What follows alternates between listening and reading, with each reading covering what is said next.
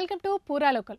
ఢిల్లీలో శాసనసభ ఎన్నికల పోలింగ్ కొనసాగుతుంది. ఉదయం 7 గంటలకు ఓటింగ్ ప్రారంభం కాగా 9 గంటల వరకు 8.10% పోలింగ్ నమోదైంది.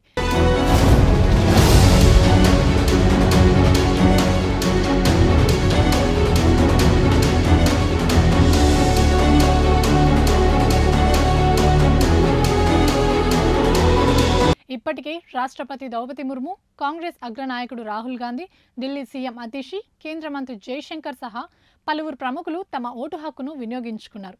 ఈ అసెంబ్లీ ఎన్నికల్లో హస్తిన ఓటర్లు ఎలాంటి తీర్పు ఇస్తారోనని దేశమంతా ఆసక్తిగా ఎదురుచూస్తుంది.